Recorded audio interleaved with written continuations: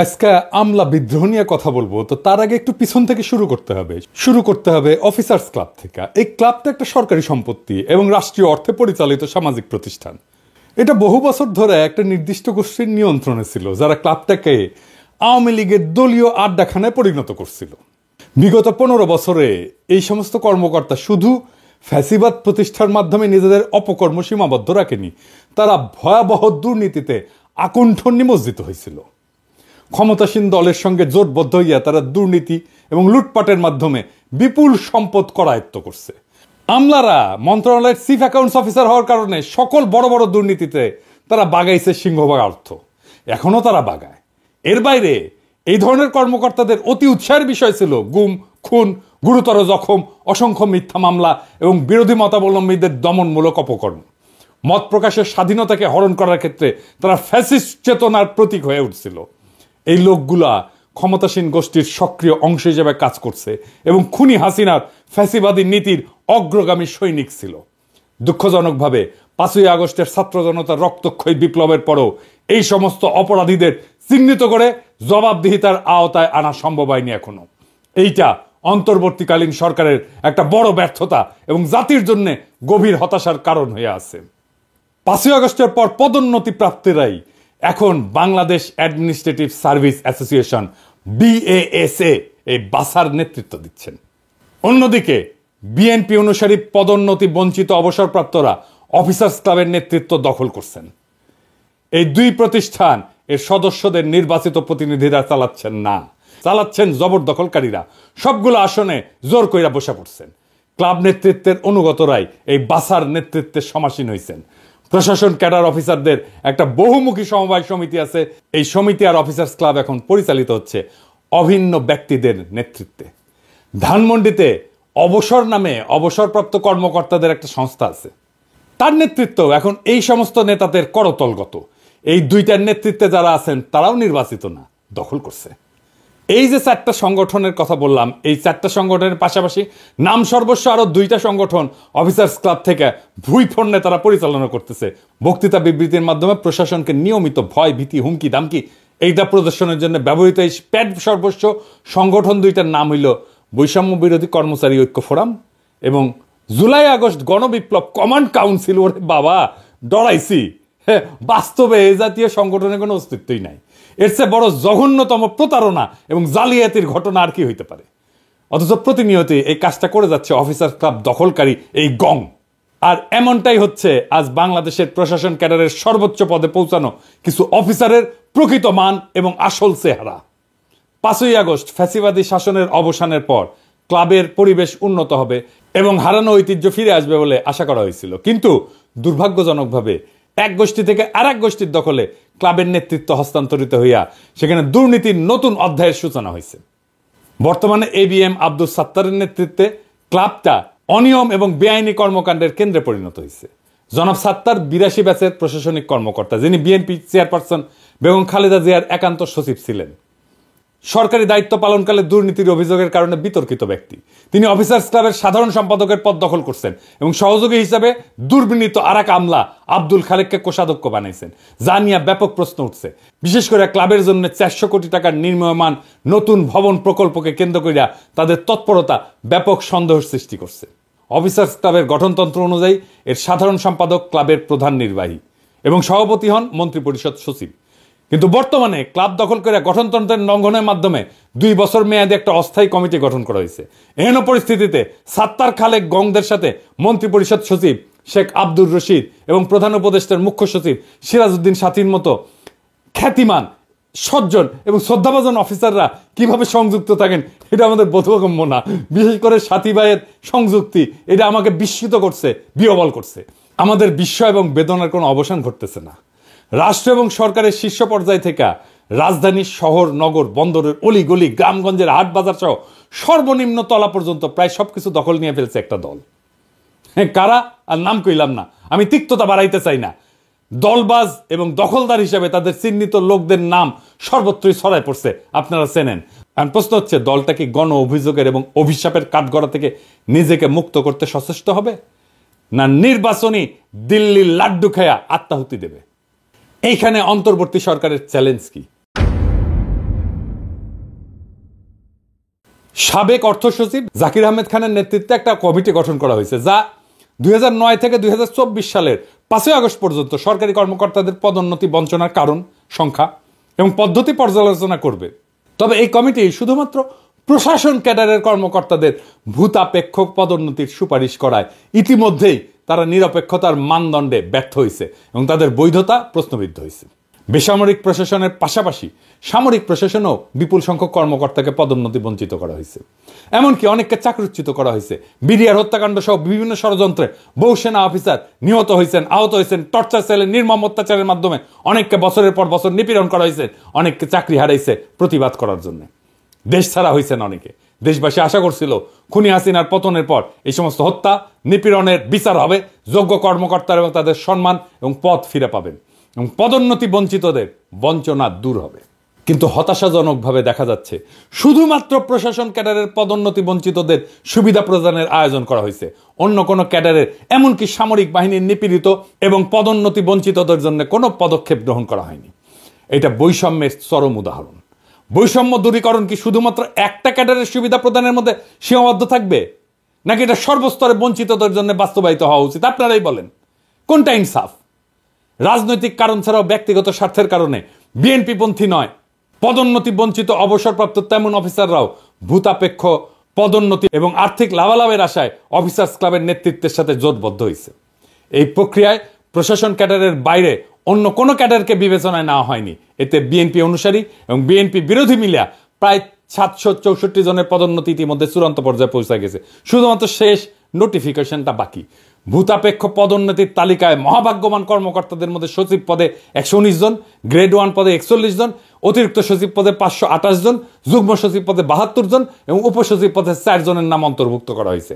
এরাই দলে বলে জড়ো হইয়া ঈপ্সিত পদোন্নতির জন্য নিয়মিতভাবেই সভা, সমাবেশ, অবস্থান, এই কর্মসূচি চালায় উত্তেজনা ছড়াচ্ছেন। হীন ব্যক্তি স্বার্থ চালিত এই সমস্ত আমলারা ভুলে গেছেন অন্তর্বর্তীকালীন এই সরকারের প্রথমে পূরণ করতে হবে জুলাই আগস্ট বিপ্লবের প্রায় 2000 শহীদ এবং হাজার হাজার আহতদের পাশে আর্থিক সহায়তা নিয়ে দাঁড়ানোর গণদাবি। এই দাবি আগে পূরণ করতে হবে। শহীদ পরিবারের জন্য সরকার ঘোষিত অনুদান এবং আহত সকলের সুচিকিৎসা নিশ্চিত না হওয়া পর্যন্ত কোথাও কোনো সরকারি চাকরিজীবীকে বাড়তি আর্থিক সুবিধা দেওয়া যাবে না। Full stop. গত 15 বছর সেনাবাহিনী, পুলিশ, বিচারক, ডাক্তার, শিক্ষক, কৃষিবিদ, engineer, BGB, Ansar, customs, VAT, income tax সহ অন্যান্য ক্যাডারের যে সমস্ত কর্মকর্তা নানান নির্যাতনের শিকার এবং পদোন্নতি বঞ্চিত হয়েছেন, তাদের আর্থিক ক্ষতিপূরণ বা ভূতাপেক্ষ প্রমোশন নিশ্চিত না করা পর্যন্ত প্রশাসন ক্যাডারের 764 জনকে দেওয়া বিশেষ সুবিধার কার্যক্রম স্থগিত রাখতে হবে। Full stop. কোনো কথা নাই। প্রধান উপদেষ্টা প্রফেসর ইউনূসকে মনে রাখতে হবে যে তিনি এখন যে কাজটা করতেছেন তা একটা ক্ষুদ্র ঋণ প্রকল্প না, এনজিও না। এটা শহীদ এবং আহত বিপ্লবীদের প্রতি জাতির ঋণ পরিশোধের সবচেয়ে বড় রাষ্ট্রীয় প্রকল্প পরিচালনা করা। তার সমাজসেবার উদার মানবিক মন এ কাজে নিশ্চয়ই গুরুত্বপূর্ণ ভূমিকা পালন করবে। কিন্তু তাকে যে দায়িত্ব আজ পালন করতে হচ্ছে তা যে এক কঠোর এবং কঠিন শতভাগ রাজনৈতিক কর্তব্য, পলিটিক্যাল টাস্ক, তা এখনো তিনি না বুঝলে ক্রমশ বিপদ বাড়বে। এইবার আসেন এই যে প্রশাসনিক স্বার্থান্বেষী মহল, এইটা নিয়ে কিছু আলাপ করি, তাহলে বুঝবেন এই আমলা বিদ্রোহের শিকড় কোথায়। অন্যদিকে হঠাৎ কইরা প্রশাসন সংস্কার কমিশন প্রাথমিকভাবে তাদের কয়েকটা সুপারিশ প্রকাশ করলে প্রশাসন ক্যাডারের কর্মকর্তারা সকল রীতিনীতি, আইন কানুন ভেঙে বিক্ষোভ প্রদর্শন করতে শুরু করছেন। বিশেষ করে পরীক্ষার মাধ্যমে উপসচিব প্রস্তাবের বিরুদ্ধে চাকরিরতরা প্রতিক্রিয়া দেখাইলে তাদের সাথে অবসরপ্রাপ্ত অফিসাররাও যোগ দেন। স্বার্থান্বেষী এই দুই পক্ষ যৌথ সভার আয়োজন করেন, যেখানে অন্য পেশার কয়েকজন উচ্চকণ্ঠী ব্যক্তিকে ডেকে আনা নিজেদের পক্ষে বক্তৃতা করেন।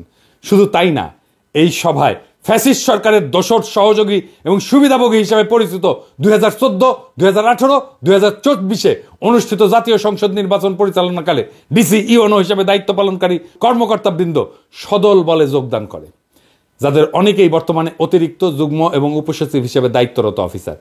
সংবিধান, গণতন্ত্র, মৌলিক অধিকার লঙ্ঘনকারী এই সমস্ত ক্রিমিনাল কর্মকর্তারা আন্দোলনের এক ডামাডোল সৃষ্টি কইরা তাদের ঘৃণিত অতীত পরিচয় মুছে ফেলার সুযোগকে কাজে লাগাইতে কৌশলে সবার সাথে একাকার হয়ে যাওয়ার অপকর্মে সক্রিয়ভাবে অংশ নিতেছেন।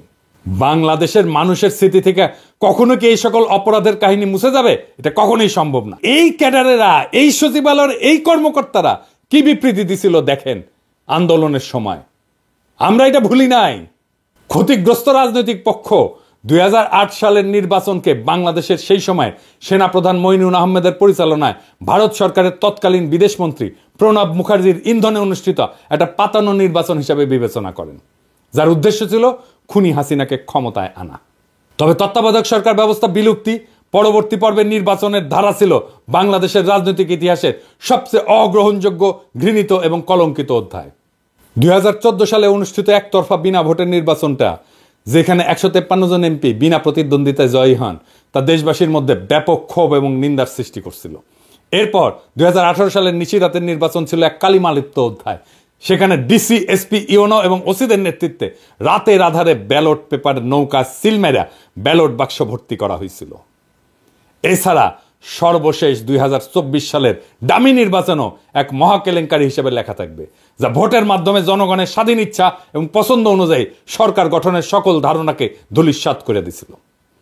এসব নির্বাচন শুধুমাত্র গণতন্ত্রের অবমাননা না, দেশের ঐক্য, রাজনৈতিক স্থিতিশীলতা এবং বিশ্বাসযোগ্যতার জন্য এক বড় ধরনের বিপদ হয়ে দাঁড়াইছিল।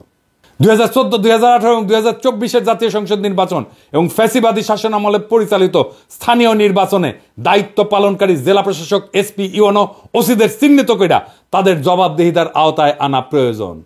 অনেক দেরি হয়ে গেছে, কিন্তু এখন এই কাজ শুরু করতে হবে।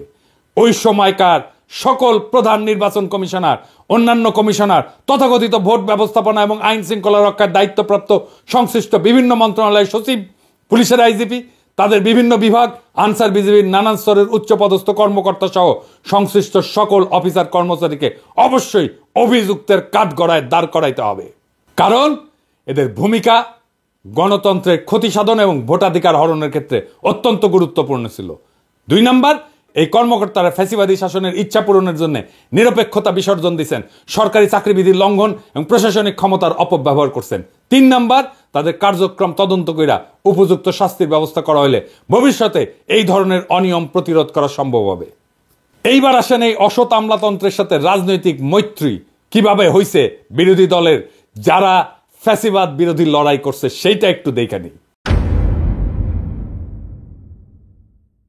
ফ্যাসিবাদের অনুসারীদের সাথে বিএনপি পন্থী অফিসারদের একটা অশুভ মৈত্রী হয়েছে। এই মৈত্রীর বিষয়টা দলের হাইকমান্ডের নজরে পড়লেও তারা এই নিয়ে কোনো পদক্ষেপ গ্রহণ না করে নীরবতা অবলম্বন করতেছেন। অন্তর্বর্তীকালীন সরকার চাপে পড়ায় দলটার নেতারা আমোদিত হচ্ছেন। সরকারকে কোণঠাসা কইরা দলটা জনপ্রশাসনের উপর তাদের আধিপত্য বৃদ্ধির চেষ্টা করতেছে, যা আগাম নির্বাচন এবং ভবিষ্যতের ভোট যুদ্ধে ছলে বলে কৌশলে ব্যালট বাক্সে নিজেদের ভোট বাড়ানোর জন্য সহায়ক হবে বলে তারা চিন্তা করতেছেন। ইতিমধ্যে উপজেলা পর্যায় থেকে সচিবালয় পর্যন্ত বিভিন্ন বিভাগ, দপ্তর, পরিদপ্তর, বদলি, পদোন্নতি, টেন্ডার অনুমোদন, আটকে থাকা বিলের অর্থসাৎ এবং বালু পাথর উত্তোলন সহ নানা বিষয়ের তদবির নিয়ে রাজধানীর অফিসার্স ক্লাবে এক সরব তদবিরের হাট বসছে, যেখানে দালালদের অবাধ আনাগোনা লক্ষ্য করা যাচ্ছে। এই বিশৃঙ্খল পরিস্থিতির সুযোগ নিয়ে বিএনপি নেতারাও তাদের ব্যক্তিগত তদবির নির্বিঘ্নে বাস্তবায়ন করায় নিচ্ছে। অসৎ দুর্নীতিবাজ আমলাদের এই অপরাধী চক্র অফিসার্স ক্লাব, অবসর সংস্থা এবং সমবায় সমিতির মতো প্রতিষ্ঠানগুলোতে এক ছত্র দখল করে ফেলছে। এই সমস্ত প্রতিষ্ঠানে বিপুল অঙ্কের আর্থিক লেনদেন এবং কার্যক্রম আছে, যা তাদের আরো প্রভাবশালী হওয়ার সুযোগ তৈরি করছে। এর ফলে তারা প্রশাসনের অভ্যন্তরে ব্যাপক কর্তৃত্ব প্রতিষ্ঠা করতে সক্ষম হয়েছে এবং তাদের আস্পর্ধা এমন মাত্রায় পৌঁছাইছে যে তারা লাগামহীন উচ্ছৃঙ্খল আচরণে সাহস পাচ্ছে। উদাহরণ হিসেবে বলতে চাই, জনপ্রশাসন সংস্কার কমিশনের প্রধানের বিরুদ্ধে মানহানিকর বক্তব্য করা, তার পদত্যাগের দাবি তোলা এবং 4 জানুয়ারির মহাসমাবেশের আয়োজনের ঘোষণা, এই সমস্ত কার্যক্রমের একমাত্র উদ্দেশ্য হলো প্রশাসনের উপর একছত্র আধিপত্য বিস্তার এবং রাষ্ট্রের এই গুরুত্বপূর্ণ অঙ্গকে নিজেদের নিয়ন্ত্রণে নিয়ে আসা। জনপ্রশাসন সহ সরকারের বিভিন্ন প্রতিষ্ঠানে অসৎ এবং দুর্নীতিবাজদের মধ্যে আজ যে সার্বজনীন ঐক্যের ধারা পরিলক্ষিত হচ্ছে, তা বাংলাদেশের গণতন্ত্র এবং সুশাসনের স্বপ্নকে কার্যত দুরূহ করে তুলবে। এই হীন স্বার্থবাদী গোষ্ঠী নিজেদের অনৈতিক কার্যক্রম চালায় যেতে ইতিমধ্যে সুবিধাজনক রাজনৈতিক মিত্র খুঁজে পাইছে এবং তাদের মধ্যে শক্তিশালী সমঝোতা গড়ে উঠছে। তাদের এই সংঘবদ্ধ কার্যক্রম সংস্কার অভিমুখী নীতিমালা বাস্তবায়নের পথে বড় ধরনের প্রতিবন্ধকতার সৃষ্টি করবে। প্রশাসনের এই গণবিরোধী অংশ কৌশলে রাজনৈতিক এবং প্রশাসনিক সিদ্ধান্তগুলোকে নিজেদের স্বার্থের অনুকূলে নিয়ে আসার চেষ্টা করছে, যা জনস্বার্থের সম্পূর্ণ উল্টা দিকে। দুর্নীতির এই ধারাবাহিকতা রক্ষার চেষ্টা সফল হলে শুধু রাষ্ট্রীয় সম্পদ লুটপাটে না, ন্যায় বিচার এবং জনস্বার্থ রক্ষার মতো মৌলিক কার্যক্রমগুলো ধ্বংস হবে। এই গোষ্ঠী তাদের ক্ষমতা ধরে রাখার জন্য রাজনৈতিক পৃষ্ঠপোষকতাকে হাতিয়ার হিসেবে ব্যবহার করতেছে এবং বিভিন্ন পর্যায়ে তাদের প্রভাব বিস্তার করতে সক্ষম হচ্ছে। এর ফলে প্রশাসনিক কাঠামো দুর্বল হয়ে পড়তেছে এবং জনস্বার্থের জায়গায় ব্যক্তিগত গোষ্ঠীগত দলীয় স্বার্থকেই অগ্রাধিকার দেওয়া হচ্ছে, যা একটা স্বাধীন কার্যকর গণতান্ত্রিক রাষ্ট্র পরিচালনার ক্ষেত্রে সবচেয়ে বড় ধরনের হুমকি। সরকার বিরোধী ষড়যন্ত্র এইখান থেকেই উত্থিত হয়েছে। কিভাবে আসেন দেখি। আজ দেশের সরকার বিরোধী তৎপরতার প্রত্যেকটা ক্ষেত্রে ফ্যাসিবাদের অনুগত কিছু কর্মকর্তার যোগসাজশ স্পষ্টভাবে লক্ষ্য করা যায়। 5 আগস্ট ঐতিহাসিক পরিবর্তনের পর কয়েক সপ্তাহ তারা ভয়ে নিষ্ক্রিয় থাকলেও এখন সক্রিয় হয়ে বুক চিতায় সরকার বিরোধী কর্মকাণ্ডে লিপ্ত। 2014 সালের বিতর্কিত নির্বাচনের সময় দায়িত্ব পালনকারী জেলা প্রশাসকেরা আজ সরকারের অতিরিক্ত সচিব, 2018 সালের ডিসিরা আজ যুগ্ম সচিব, 2024 সালের ডিসিরা উপসচিব পদে রয়েছেন। অতীতে খুনি হাসিনার আশীর্বাদে গুরুত্বপূর্ণ পদে আসীন হওয়া এই কর্মকর্তাদের এখন একমাত্র লক্ষ্য হলো সরকারকে ব্যর্থ প্রমাণ করে দেশে নৈরাজ্যকর পরিস্থিতি সৃষ্টি করা। দেখেন, যারা হাসিনার গুণগান করতে করতে কাইত হয়ে পড়তো তারাই আজ এই আমলা বিদ্রোহের নেতা। আজকে প্রশাসন ক্যাডারের হৃদয়ের যে রক্তক্ষরণ, প্রশাসন ক্যাডার যে বৈষম্যের শিকার হওয়ার সম্ভাবনা, সেই সম্ভাবনাকে আপনাদের সামনে তুলে ধরার জন্য আমি হাজির হয়েছি। সম্মানিত সুধী, অনেকে বলে থাকেন আমাদের এই সাহস থেকে আসে। আমাদের সাহসের পেছনে কোনো সংখ্যা নেই, আমাদের সাহসের পেছনে কোনো ষড়যন্ত্র নেই।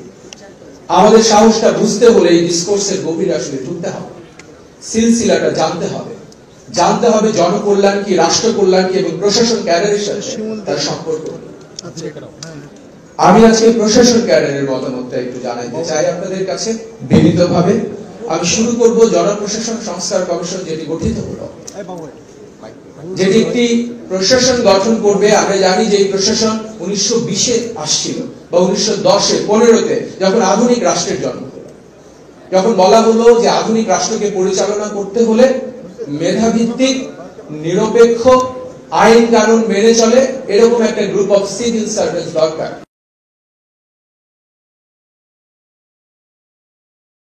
আমার স্বপ্ন ছুঁয়ে দিতে এই ফেলোশিপ এবং আপনি এক চিরস্থায়ী অনুপ্রেরণা হয়ে থাকবেন। মাননীয় প্রধানমন্ত্রী, এক এক দেশের উন্নয়নের এক এক মডেল। 1,47,000 বর্গ কিলোমিটারে প্রায় 17 কোটি মুখ, এত বিপুল সংখ্যক মানুষের খাদ্য, বস্ত্র, বাসস্থান, চিকিৎসা ও শিক্ষা নিশ্চিত করে উন্নত জীবনের স্বপ্ন দেখানোর যে অর্থনীতি, সেটি কোনো সহজ উন্নয়ন অর্থনীতি নয়। সেখানে তত্ত্বকে সাহস দিয়ে মোকাবেলা করতে হয়, যেটি আপনি করেছেন। অর্থনীতির এই মডেলকেই অনেকে শেখ হাসিনা মডেল বলেন এবং আমরা এই মডেলে 2041-এ যেতে চাই। আপনার সুস্বাস্থ্য ও দীর্ঘায়ু কামনায় শেষ করছি। সকলকে ধন্যবাদ। জয় বাংলা, জয় বঙ্গবন্ধু। দেখেছেন কারা? কিছু উপদেষ্টা এই কর্মকর্তাদের দক্ষ বলে প্রশংসা কইরা তাদের গুরুত্বপূর্ণ পদে নিয়োগ দিচ্ছেন এবং আরো পদোন্নতির জন্য সুপারিশ করতেছেন। কিরকম উপদেষ্টা দেখেন তাইলে। কিন্তু বাস্তবে তারা ছদ্মবেশে সরকারের বিরুদ্ধে অন্তর্ঘাত চালায় যাচ্ছেন। কোন আক্কেলে বিএনপি জামাতের সমর্থিত আমলা এদের সাথে মিলা সরকার বিরোধী ষড়যন্ত্রে লিপ্ত হয়েছেন? কার স্বার্থে? কাকে সুবিধা দিতে? আপনারা ওই মতলববাজ আমলাদের চিনেন না? আপনাদের দলের ফেসবুক বিপ্লবীরা একদিকে আমাকে বলে নৈরাজ্যবাদী, কিন্তু আপনারা এখন কি করতেছেন? কোন সুরাজ্য করতেছেন? এই আমলা বিদ্রোহের আগুনে ঘি ডাইলা কার স্বার্থ রক্ষা করতেছেন? এই প্রশ্ন জনতার কাছে আপনাদেরকে দিতে হবে। এই গোষ্ঠী কৌশলে সরকারের অভ্যন্তরে বিভ্রান্তি এবং অস্থিতিশীলতা সৃষ্টি করতেছে। মতলববাজ এমন কর্মকর্তাদের চিহ্নিত কইরা দ্রুত এদের প্রতিরোধের পদক্ষেপ গ্রহণ করা জরুরি। একই সঙ্গে সরকারের গুরুত্বপূর্ণ পদে নিয়োগের ক্ষেত্রে সতর্কতা অবলম্বন এবং প্রাসঙ্গিক যোগ্যতা যাচাই করা আবশ্যক। সরকার যদি এখনই এই কর্মকর্তাদের চিহ্নিত করে তাদের কার্যক্রমের জন্য জবাবদিহিতার আওতায় না আনে, তবে এর ফলাফল হবে অত্যন্ত মারাত্মক। এদের অপতৎপরতা শুধু সরকারের স্থিতিশীলতাকে হুমকির মুখে ফেলবে না, বরং দেশের গণতন্ত্রায়ন এবং সার্বিক উন্নয়নকে ব্যাহত করবে। এই কথা ভুলে গেলে চলবে না যে খুনি হাসিনার শাসনামলে সচিব এবং অতিরিক্ত সচিব পদে যারা পদোন্নতি পাইছিলেন তাদের একজনকেও এই চাকরিতে রাখা যাবে না। এইটা ছাড়া আমলাদের আপনি ঠান্ডা করতে পারবেন না। এদের জিহ্বা এত বড় হয়েছে যে এদের আকাঙ্ক্ষা লোভ এমন আকাশ ছুঁইছে, হাসিনার শাসনের লাগাম ছাড়া দুর্নীতির লাইসেন্স না পাওয়া পর্যন্ত এরা থামবে না। এদের পিছে দুদক লাগায় দেন, ঠান্ডা হয়ে যাবে। এই জন্যই দুদকের চেয়ারম্যান হিসেবে এমন কাউকে চাইছিলাম যে আমলা না। এখন বুঝছেন তো, প্রফেসর ইউনূসের সরকার এমন এমন জায়গায় গ্যাঞ্জাম লাগায় রাখে যেটা পরে তাদেরকেই বিপদে ফেলে। আরে আপাদ মস্তক করাপ্ট একটা ব্যুরোক্রেসিরে দাবরানি দেওয়া 1-2 এর ব্যাপার। ভালো হইয়া যান আমলা ভাইয়েরা, কাম কাজে মন দেন। এই দিন না করলে আরো দিন আছে। রাজনৈতিক দলগুলো আপনাদের হুজুর হুজুর করতে পারে, শেরের উপরে শোয়াশের আছে। আপনাদের হ্যাডম জয় বাংলা করে দিতে পারবে এমন শক্তিও বাংলাদেশে আছে। ফুটেন, বাড়ির যান, যা কামাইছেন ওইটা নিয়ে থাকেন। শেষে ম্যাঙ্গো আর স্যাক বোধ গান হয়ে যাবে, কারণ জনতা জেগে আছে। টাইগার আভি তক জিন্দা হয়, ইনকিলাব জিন্দাবাদ।